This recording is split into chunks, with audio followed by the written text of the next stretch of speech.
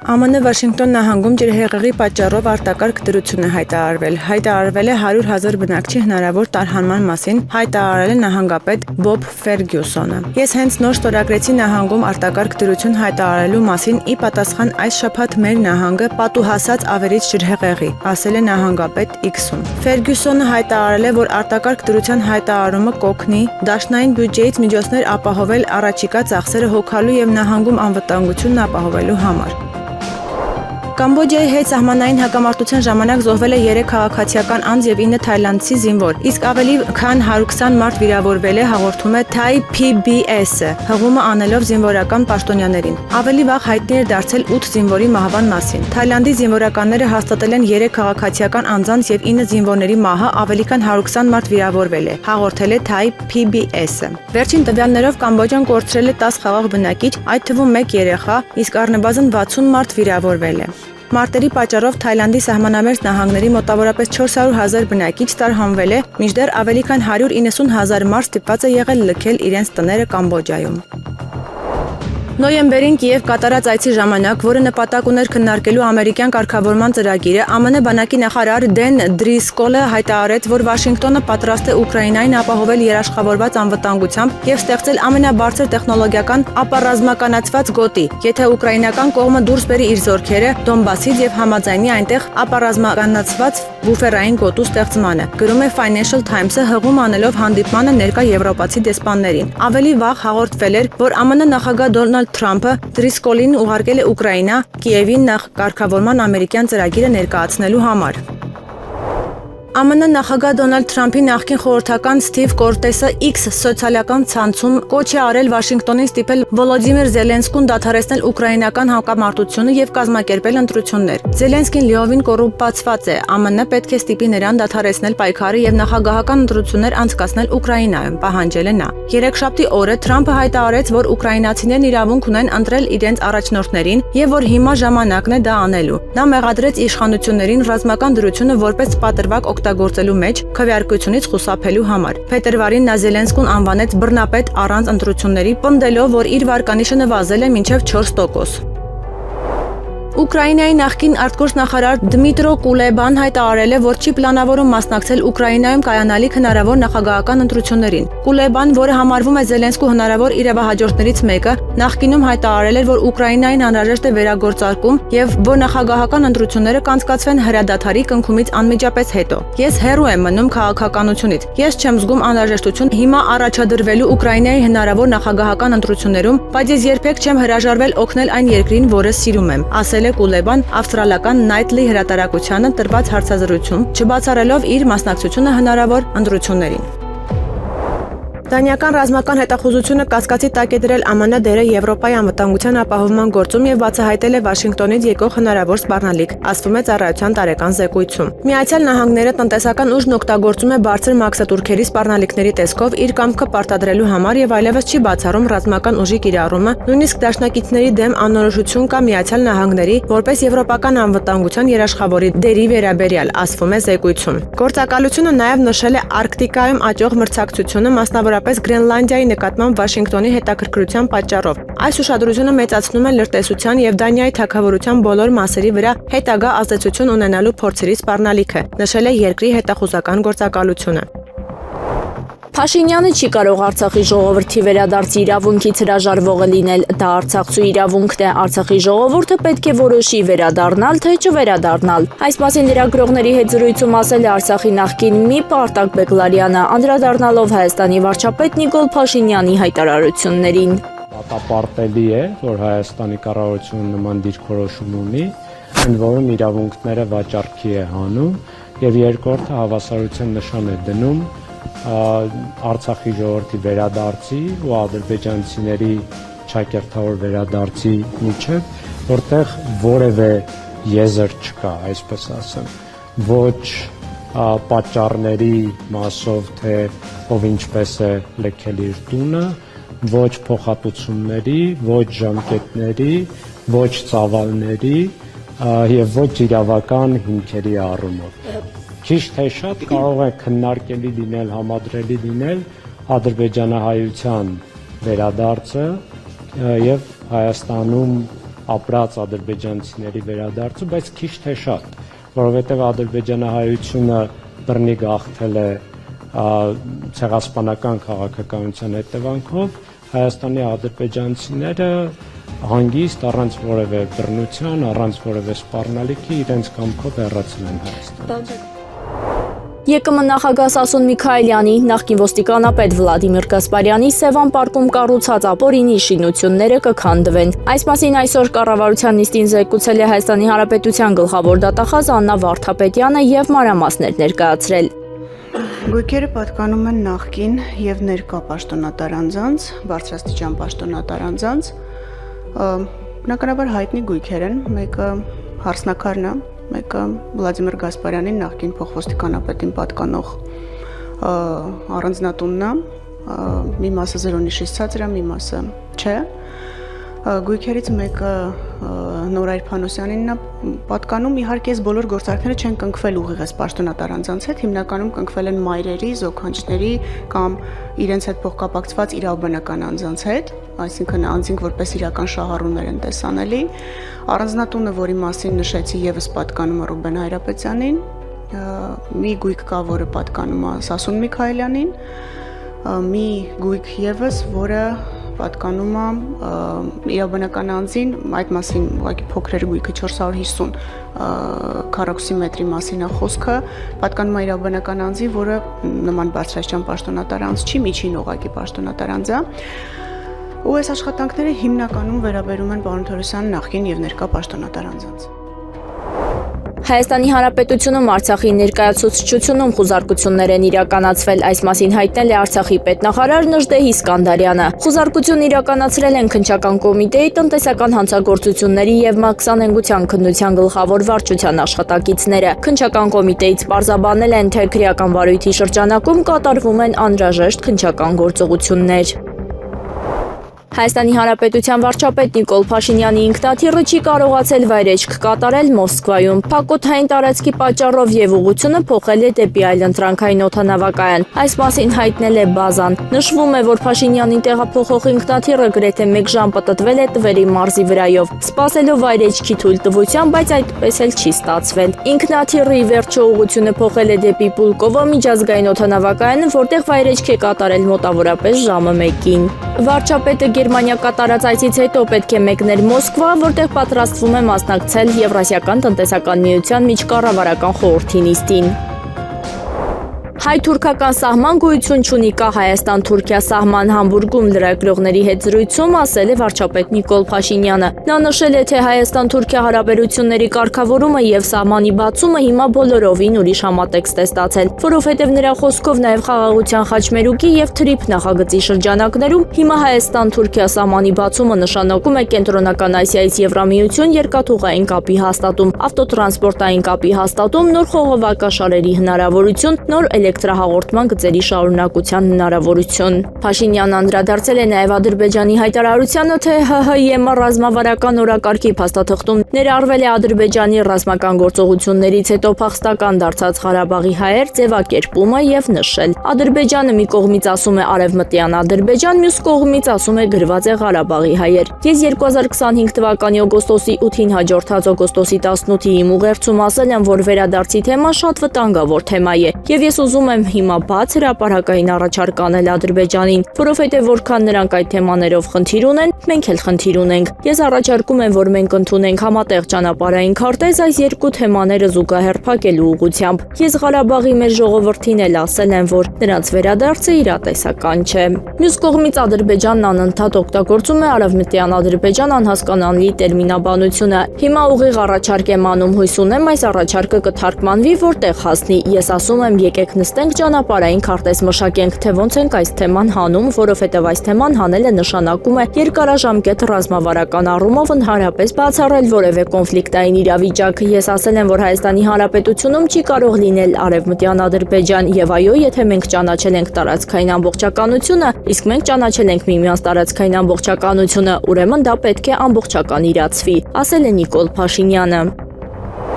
Այսօրվանից զբաղեցնելու է միասնական սոցիալական ծառայության պետի տեղակալի պաշտոնը, այս մասին հայտնել է Արդարադատության նախարարի նախկին խորհրդական Լիանա Թովմասյանը։ Միասին կնպաստենք զբաղվածության ծրագրերի առավել արդյունավետ իրագործմանն ու ոլորտային թվայնացման աշխատանքներին, նշել է նա։ Հակակոռուպցիոն դատարանում Սեյրան Օհանյանի, Մանուկ Վարդանյանի, Նորայր Կարապետյանի, Արմեն Գևորգյանի, Էդգար Արշակյանի, Գրիգոր Խաչատուրովի, Հակոբ Մարտիրոսյանի գործով դատական նիստում Գրիգորի Խաչատուրովի պաշտոնական թիվը օրենսդրությամբ նախատեսված վաղեմության ժամկետը լրանալու անվերապահ հիմքով միջնորդել է գեներալի նկատմամբ քրեական հետապնդումը վերացնել։ Պաշտպանները նիստից հետո նշել են, որ այս դատական գործընթացը շատ երկար էր ձգձգվում, իսկ Գրիգորի Խաչատուրովը այս պահին գտնվում է ուսումնառության մեջ։ Դատարանը հեռացել է խորհրդակցական սենյակ եւ վերադառնալով բավարարել միջնորդությունը։ Կիևը Վաշինգտոնի վարչակազմին է ներկայացրել իր պատասխանը Ուկրաինայի ճգնաժամի կարգավորման ԱՄՆ ծրագրի վերաբերյալ։ Այդ մասին հայտնել է Axios-ի լրագրող Բարակ Ռավիտը, հղում անելով իր սեփական աղբյուրներին։ Ուկրաինան չորեքշաբթի օրը Թրամփի վարչակազմին է ներկայացրել իր պատասխանը ԱՄՆ խաղաղության ծրագրի վերջին նախագծի վերաբերյալ։ Ինձ ասել են ուկրաինացի եւ ամերիկացի պաշտոնյաները, գրել է նա X-ում։ Իր հերթին Bloomberg-ը պնդում է, որ Կիևի իշխանությունները Վաշինգտոնին են ներկայացրել ԱՄՆ խաղաղության ծրագրի վերանայված տարբերակը։ Ուժգին երկրաշարժը տեղի ունեցել Թուրքիայում։ Ըստ տեղեկությունների երկրաշարժը զգացվել է Բալիքեսիրում եւ նրան հարակից տարածքներում։ ԱՖԱԴ-ի հրապարակած տվյալներում նշվում է, որ ցնցման ուժգնությունը եղել է 4.9 մագնիտուդ։ Ավերվածությունների եւ տուժածների մասին դեռ տեղեկություն չկա։ ԱՄՆ նախագահ Դոնալդ Թրամփը բազմիցս հայտարարել է, որ Գրենլանդիան պետք է միանա Միացյալ Նահանգներին։ Նա սպառնացել է բարձր առևտրային մաքսատուրքեր սահմանել Դանիայի նկատմամբ, եթե այն չհրաժարվի կղզուց։ Նույնիսկ իր առաջին ժամկետի ընթացքում Թրամփը առաջարկել էր գնել Գրենլանդիան։ Գրենլանդիան Դանիայի մաս է կազմում որպես ինքնավար տարածք։ ԱՄՆ ներկայացուցիչների պալատը հաստատել է երկրի ռազմական բյուջեն 2026 ֆինանսական տարվա համար, որը կազմում է ռեկորդային $901 միլիարդ։ Ամերիկյան օրենսդիր մարմնի ստորին պալատում քվեարկությունը հեռարձակվել է C-SPAN հեռուստաալիքով։ Օրինագծի օգտին քվեարկել է 312 օրենսդիր, իսկ դեմ 112։ Այսպիսով Կոնգրեսի ստորին պալատը հաստատել է փաստաթուղթը եւ այն այժմ կուղարկվի Սենատի քննարկմանը։ Եթե վերին պալատը հաստատի այն, ռազմական բյուջեի մասին օրինագիծը կուղարկվի նախագահ Դոնալդ Թրամփին ստորագրության համար։ Օրենսդիրների կողմից նախկինում առաջարկված ռազմական բյուջեն $8 միլիարդ գերազանցել է ԱՄՆ նախագահի առաջարկը, որը Կոնգրեսին խնդրում է ռազմական կարիքների համար հատկացնել $892.6 միլիարդ։ Այս գումարը ներառում է Պենտագոնի, ինչպես նաև պաշտպանության եւ անվտանգության հետ կապված այլ գործակալությունների եւ ծրագրերի ֆինանսավորումը։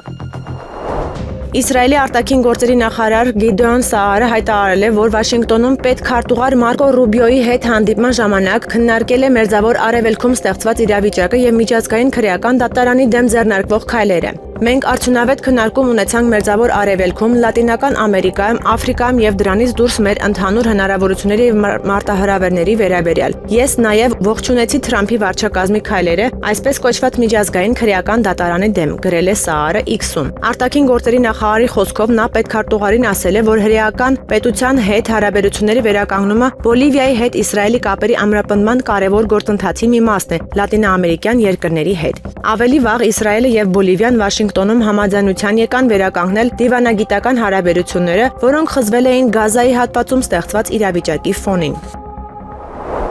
Արգենտինան Մեծ Բրիտանիայի հետ քննարկում է 1982 թվականի Ֆոլկլենդյան կղզիների պատերազմի հետևանքով սահմանված ժամանակակից զենքի արտահանման վրա դրված սահմանափակումների մեղմացումը, հայտարարել է Արգենտինայի նախագահ Խավիեր Միլեյը The Daily Telegraph-ին տրված հարցազրույցում։ Աշխարհի տերությունները չեն կարող գործել առանց ռազմական հզորության։ Եթե երկիրը չի կարող պաշտպանել իր սահմանները, այն հաշվի չի առնվում միջազգային համատեքստում, ասել է նա։ Երբ Միլեին ուղղակիորեն հարցրել են, թե արդյոք Արգենտինայի եւ Մեծ Բրիտանիայի միջև բանակցություններ են սկսվել զենքի վաճառքի վրա բրիտանական սահմանափակումները մեղմելու վերաբերյալ, նա դրական է պատասխանել։ Հրատարակության տվյալներով ԱՄՆ նախագահ Դոնալդ Թրամփի վարչակազմը միջնորդի դեր է խաղում այս բանակցություններում, Արգենտինան դիտարկելով որպես հարավային Ատլանտիկայում եւ Անտարկտիդայում Ռուսաստանի եւ Չինաստանի դեմ կարևոր պատնեշ։ Արգենտինայի առաջնորդը նաեւ ասել է, որ նախատեսում է այցելել Միացյալ Թագավորություն 2026 թվականի ապրիլին կամ մայիսին։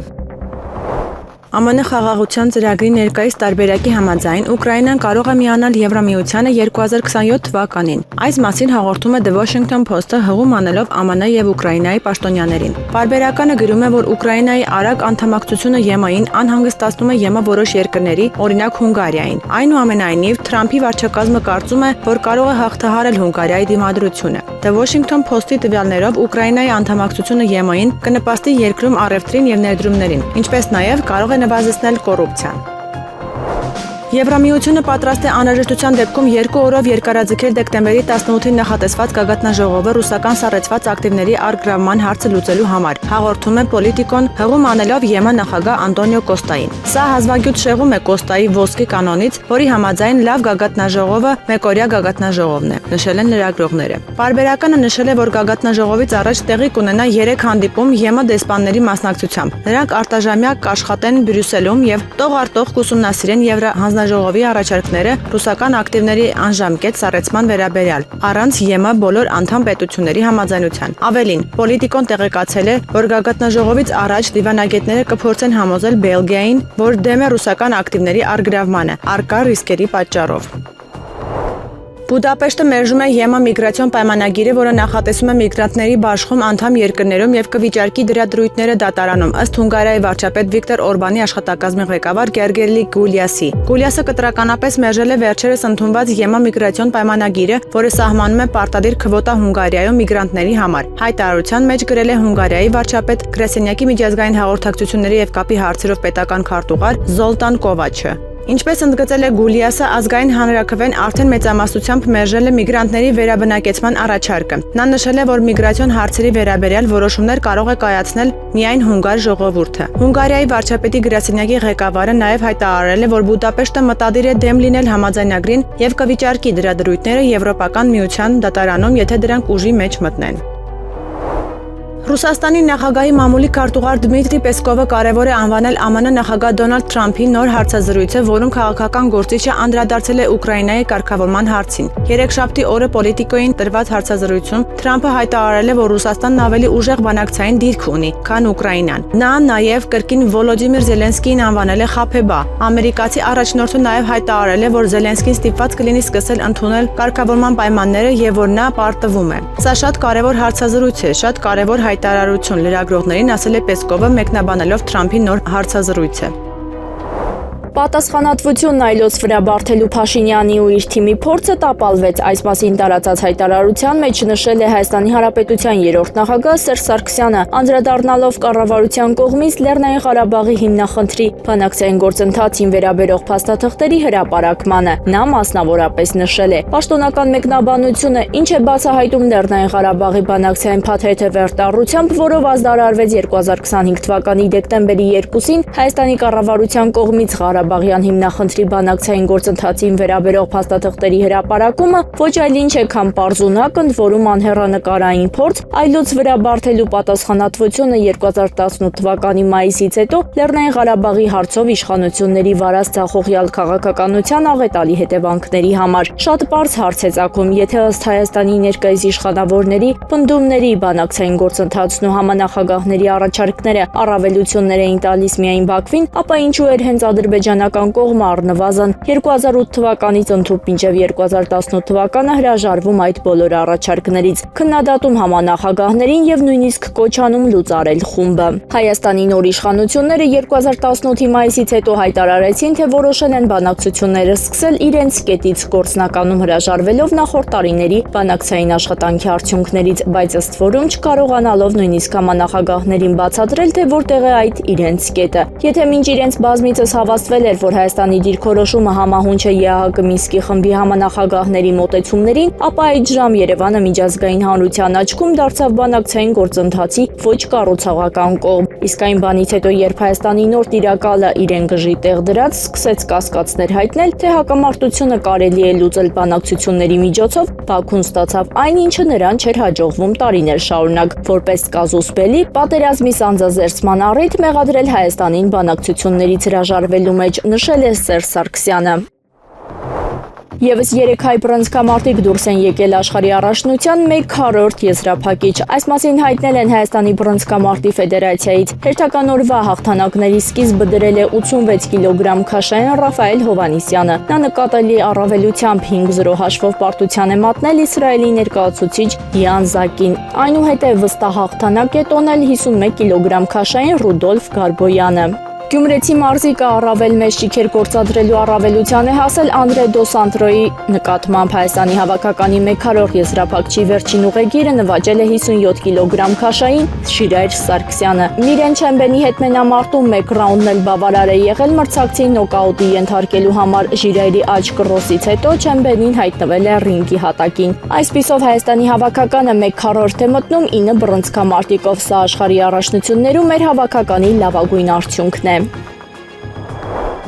Միացյալ Նահանգները ակնկալում է, որ միջազգային կայունացման ուժերը կտեղակայվեն Գազայի հատվածում մինչև 2026 թվականի սկիզբը։ Կատարի Ալ Ջազիրա հեռուստաալիքի հաղորդմամբ ամերիկացի պաշտոնյայի հղումով Վաշինգտոնը բանակցություններ է վարում մի քանի երկրների հետ ռազմական կոնտինգենտներ տրամադրելու համար։ Մենք ակնկալում ենք միջազգային կայունացման ուժերի տեղակայում Գազայում 2026 թվականի սկզբին առաջին փուլում 1 կամ 2 երկրների մասնակցությամբ։ Հեռուստաալիքին ասել է ամերիկյան աղբյուրը, նշելով, որ խաղաղապահները չեն տեղակայվի Գազայի հատվածի այն տարածքներում, որոնք վերահսկվում են պաղեստինյան Համաս շարժման կողմից։ Նրա խոսքով առաքելության հրամանատարությանը ԱՄՆ-ի մասնակցության հարցը դեռևս քննարկման փուլում է։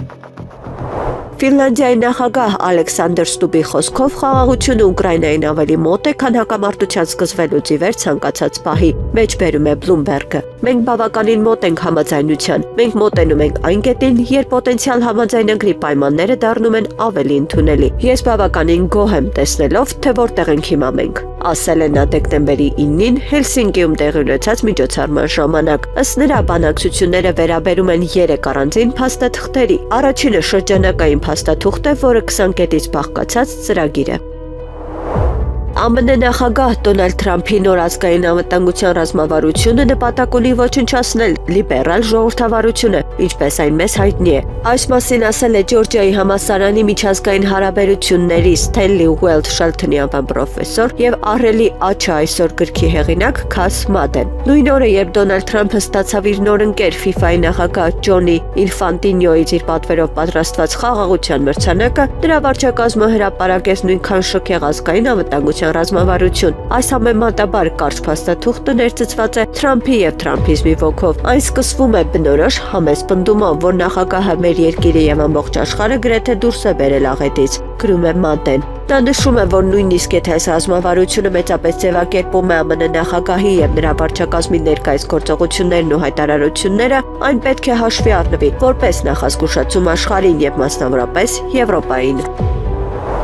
ԱՄՆ սահմանը անվտանգության առումով զիջում է միայն Կորեայի ժողովրդադեմոկրատական հանրապետությանը, հայտարարել է ԱՄՆ նախագահ Դոնալդ Թրամփը Փենսիլվանիայում տեղի ունեցած հանրահավաքի ժամանակ, գրում է NBC-ն։ Ես հավանաբար կասեի, որ կա մեկ երկիր, որն ունի ավելի ամուր սահման, գիտեք որն է, Հյուսիսային Կորեան, ասել է ամերիկացի առաջնորդը։ Քաղաքական գործիչը նշել է, որ Հյուսիսային Կորեան իր սահմանի երկայնքով տեղադրել է 7 էլեկտրաֆիկացված ցանկապատ, առաջին ցանկապատից հետո անցնել փորձող յուրաքանչյուր ոք հազիվ է ողջ մնում։ 2 ցանկապատից հետո դա գործնականում անհնար է, ասել է Թրամփը։ Սպիտակ տան ղեկավարը կատակել է, որ Հյուսիսային Կորեային պետք է շնորհվի ամենաանվտանգ սահմանի կոչումը։ ԱՄՆ ռազմածովային ուժերի 2 F-18 կործանիչներ կեսամյա թռիչք են իրականացրել Վենեսուելայի ափամերձ ջրերի վրայով, հաղորդում է Associated Press-ը։ Այս թռիչքը ԱՄՆ ռազմական ինքնաթիռների կողմից լատինաամերիկյան երկրի օդային տարածքին ամենամոտն էր։ ԱՄՆ ռազմական նախարարությունը հայտարարել է, որ կարճ թռիչքը ռեժիմային վարժանք էր եւ նպատակ ուներ ցուցադրել ինքնաթիռի մարտական կարողությունները, սակայն գործակալության աղբյուրը չի մանրամասնել, թե արդյոք կործանիչները զինված է եղել, ընդգծելով, որ գործողությունը տեղի է ունեցել բացառապես միջազգային ջրերի վրայով։ Ուկրաինայի առաջնորդ Վոլոդիմիր Զելենսկին սխալ է գործել։ Կիևում կոռուպցիոն սկանդալից հետո ֆինանսական օգնություն ստանալու համար մեկնելով Մեծ Բրիտանիա։ ԿՀՎ նախկին սպա Լարի Ջոնսոնը այս կարծիքը հայտնել է Judging Freedom YouTube ալիքում։ Դա Ուկրաինայի նախագահին համեմատել է ժլատ մարդու հետ, ով չի սիրում փող ծախսել, բայց ակնկալում է, որ ամեն ինչ իրեն կտրվի։ Փորձագետը հետաքրքրվել է, թե ինչի վրա է Զելենսկին հույսը դնում կոռուպցիոն սկանդալից հետո իր այցի ժամանակ։ Վերլուծաբանի խոսքով Ուկրաինայի դաշնակիցները Եվրոպայում դժգոհ են այցից, բայց չեն կարող թույլ տալ, որ Զելենսկին դատարկ ձեռքերով հեռանա։ Հավանաբար նրան մի քանի փաթեթ սպիտակ փոշի են տվել լրացնելու համար։ Գիտեք ինչու, որպեսզի արագ ազատվեն նրանից։ Հեգնանքով նշել է Ջոնսոնը։ Եվրամիությունը մտադիր է մշտապես սառեցնել մինչև 210 միլիարդ եվրոյի չափով սառեցված ռուսական ակտիվներ ԵՄ անդամ պետություններում Հունգարիայի կողմից հնարավոր վետոն շրջանցելու համար, հաղորդում է Financial Times-ը հղում անելով աղբյուրներին։ Այդ նպատակով այն նախատեսում է արագացնել օրենքի ընդունումը, որը կտրամադրի արտակարգ լիազորություններ պատժամիջոցների երկարաձգման վերաբերյալ ազգային վետոն չեղարկելու համար։ Եվրահանձնաժողովը ցանկանում է սառեցված ակտիվներից ստացված միջոցներն օգտագործել Ուկրաինային մոտ 90 միլիարդ եվրոյի վարկ տրամադրելու համար առաջիկա 2 տարիների ընթացքում։ Կալիֆոռնիայում հորը սպանելու մեջ մեղադրվող հայտնի օպերային երգչի որդին ձերբակալվել է Միացյալ Նահանգներում, հաղորդում է ABC News-ը։ Սանտա Մոնիկայի ոստիկանությունը հայտնել է, որ 71-ամյա Ջուբիլանտ Սայքսը սպանվել է իր տանը երկուշաբթի օրը դեկտեմբերի 8-ին։ Ոստիկանները արձագանքել են հարձակման մասին ահազանգին եւ երգչին հայտնաբերել դանակահարված։ Զոհի 31-ամյա որդին Միկա Սայքսը միջադեպի պահին տանն է եղել։ Նա առանց դիմադրության հանձնվել է ոստիկանությանը եւ մեղադրվել է սպանության մեջ։ Դեպքի հանգամանքները դեռևս քննվում են։ Բերլինում հայկական համայնքի մի խումբ ներկայացուցիչներ բողոքի ակցիա են իրականացրել ընդդեմ Հայաստանի Հանրապետության վարչապետ Նիկոլ Փաշինյանի եւ նրա իշխանության վարած քաղաքականության նկատմամբ։ Նրանք վանկարկել են Նիկոլ Դավաճան։ Նիկոլ Փաշինյանը աշխատանքային այցով մեկնել է Գերմանիա 3, իսկ այսօր նա Գերմանիայի կանցլեր Ֆրիդրիխ Մերցի հետ համատեղ ասուլիս է ունեցել։ Հայաստանի վարչապետ Նիկոլ Փաշինյանի հետ հանդիպած եպիսկոպոսները հայտարարություն են տարածել, որտեղ դժգոհել են վեհափառ հայրապետից եպիսկոպոսատ ժողովը հետաձգելու համար։ Նրանք նաև կոչ են արել չթիրախավորել իրենց։ Ցավով տեղեկացանք, որ առաջիկա եպիսկոպոսատ ժողովը չհիմնավորված պատճառաբանությամբ հետաձգվել է ամենայն հայոց Գարեգին Բկա Թողիկոսի կողմից, որը հնարավորություն պետք է ստեղծեր բոլոր եպիսկոպոսներից բարձրագույն ատյանում կանոնական մեր տեսակետը արտահայտելու եւ փաստարկելու։ Ափսոսում ենք, որ մեր կողմից բարձրացված լրջագույն հարցերը այդպես էլ մնացին անպատասխան։ Կոչ ենք անում հոգևոր մեր եղբայրներին չտրվել սադրանքներից, զերծ մնալ վիրավորական խոսույթից եւ չթիրախավորել եպիսկոպոսներից նվիրական առաքելությունը հարգանքով վերաբերվելով եկեղեցու նվիրապետական կարգին։ Մեկ անգամ եւս վերահաստատում ենք մեր հիմնավոր եւ արդարացի դիրքորոշումը, որ անհրաժեշտ է հիմնարար լուծում տալ մեր պետության եւ Սուրբ եկեղեցու շուրջ ծավալվող անընդունելի երևույթներին, ասված է հայտարարության մեջ։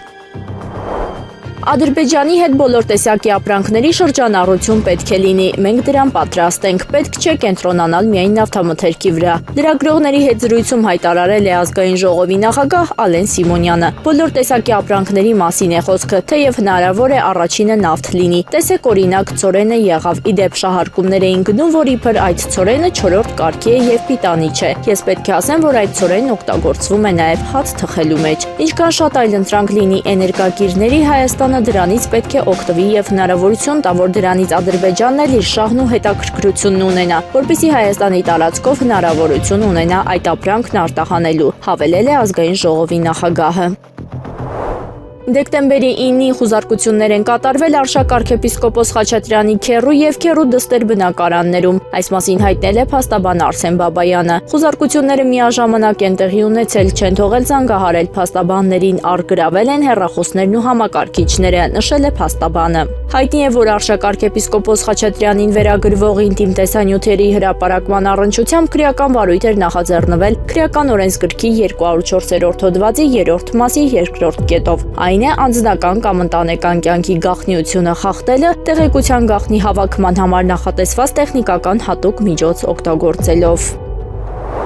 Եղանակը առաջիկա օրերին։ Դեկտեմբերի 11-ի գիշերը 12-ի ուշ երեկոյան, 13-ի գիշերն առանձին շրջաններում սպասվում են թույլ տեղումներ։ Լեռնային շրջաններում ձյան եւ ձնախառն անձրևի, հովտային շրջաններում անձրևի տեսքով։ Դեկտեմբերի 11-ից ցերեկը 12-ին, 13-ից ցերեկը 14-ից 15-ը սպասվում է առանց տեղումների եղանակ։ Դեկտեմբերի 11-ից 14-ն Արարատյան եւ Շիրակի դաշտի ցածրադիր հատվածներում առավոտյան ժամերին սպասվում է քառախուղ, քամին արևմտյան 2-ից 5 մետր վարկյան, դեկտեմբերի 13-ին 14-ի գիշերն առանձին շրջաններում սպասվում է քամուշ գնացում 14-ից 18 մետր վարկյան արագությամբ, օդի ջերմաստիճանն է, ապես չի փոխվի։